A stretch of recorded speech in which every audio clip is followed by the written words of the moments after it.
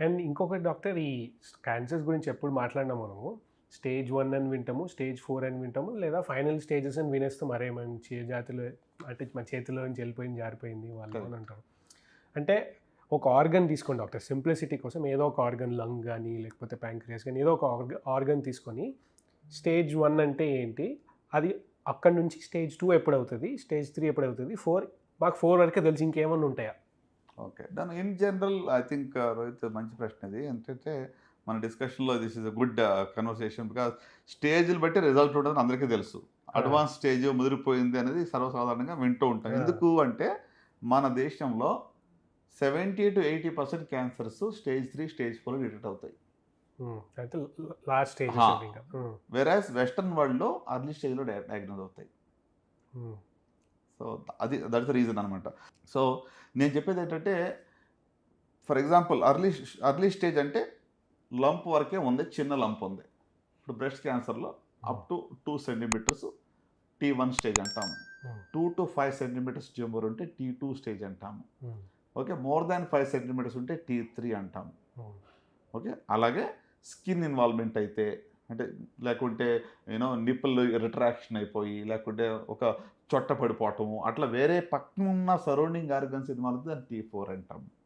అలాగే lymph nodes ఆరం పిట్లోకి ఒకవేళ lymph నోడ్స్కి పాకింది అనుకుంటే N1 అంటాం ఫస్ట్ ఒక నోడ్కి అయితే. ఎక్కువ లింఫ్ నోడ్స్కి వెళ్తే N2 అంటాము. సో అంటే సింపుల్గా చెప్పాలంటే స్టేజ్ 1 అనేటువంటిది లోకలైజ్డ్ అర్లీ డిసీజ్. స్టేజ్ 2 కూడా లోకలైజ్డ్ కొంచెం పెద్దగా ఉంది సైజు. స్టేజ్ 3 అంటే ఏంటి, లోకో రీజనల్ డిసీజ్. అంటే ఎక్కడైతే లంప్ ఉందో అక్కడ ఉంటూ చుట్టుపక్కల పాకింది. Nearby structures lymph nodes ఆరంపెట్లో లింఫ్ నోడ్స్కి వెళ్ళింది అనుకుందాం. ఓకే, స్టేజ్ 4 అంటే లోకో రీజనల్ కాదు. స్టేజ్ 4 అంటే డిస్టెంట్ మెటాస్టాసిస్ అంటాం. అంటే దూర ప్రాంతాలకి అది పాకింది.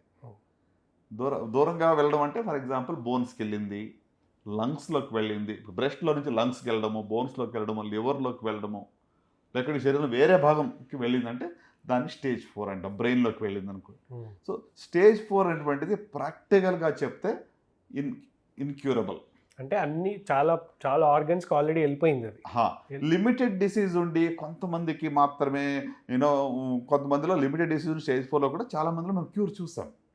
అంటే 100% స్టేజ్ 4 అంటే ఎవరికి ఏం కాదండి అని కాదు. ఇప్పుడు మన మధ్య మీరు వినే ఉంటారు, సిద్ధు చాలా సెన్సేషనలైజ్ చేసి ప్రెస్ మీట్ పెట్టి ఏంటి లెమనేడ్ తీసుకుంటేనే కొన్ని ఆహార పదార్థాలు మార్చుకోవడం వల్ల నేను స్టేజ్ 4 3% ఛాన్స్ ఇచ్చారు డాక్టర్స్ అని చెప్పి. ఐ థింక్ ఇదంతా ఏంటంటే ఎగ్జాజరేషన్ అండ్ ఫాల్సిఫైడ్ ఇన్ఫర్మేషన్ అని చెప్తాను నేను. డయట్ ఇంపార్టెంటే. నేను డయట్ రోల్ లేదు జబ్బు ప్రివెన్షన్ అని చెప్పట్లా. కానీ స్టేజ్ 4లో ఉన్న వాళ్ళకి ఉచ్చి డయట్తోనే క్యాన్సర్ పోయింది అంటే ఇవన్నీ చేయడం ఎందుకండి? I be the first person to say okay let's do that. అంతే కదా. అంటే మిస్ఇన్ఫర్మేషన్ వస్తుంది కొన్నిసార్లు. ఈ ప్లాట్ఫామ్స్ ద్వారా కొన్ని డిస్కషన్స్, కొన్ని ఎస్పెషల్లీ సోషల్ మీడియా ద్వారా కూడా చాలా వరకు అన్నెసరీ. ఇప్పుడు నేనేమనుకుంటున్నాను తెలుసా, ఆ యొక్క సెన్సేషన్ న్యూస్ వల్ల ఎంతోమంది వాళ్ళ ప్రాణాలు పోగొట్టుకుంటారు. ఇంకా ముందే మనకు లేట్ స్టేజ్లో వస్తున్నారు.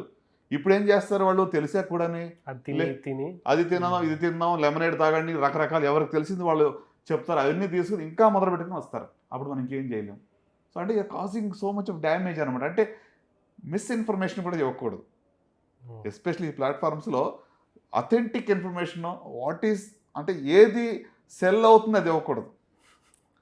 చాలా మంది అదే చేస్తుంటారు. అంటే I know your passion I appreciate, ఎందుకంటే your as real as it can be. That's what కదా మన ఆర్ఆర్ఆర్ అంటేనే అది కదా, యూఆర్ రియల్.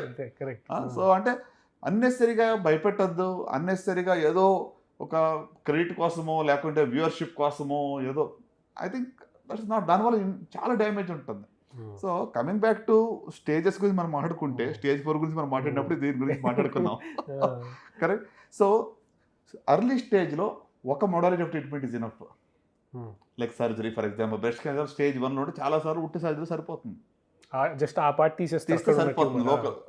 అదే పెరిగే కొలది మల్టీ మోడాలిటీ ట్రీట్మెంట్ అంటే లింఫ్ నోడ్స్ క్లియరెన్స్ లేకుంటే కీమోథెరపీ యాడ్ చేయడము, తర్వాత రేడియోథెరపీ యాడ్ చేయడము, ఇవన్నీ కూడా మల్టీ మోడాలిటీ ట్రీట్మెంట్ అనేది స్టేజ్ పెరిగే కొలది అన్నీ యాడ్ అవుతాయి.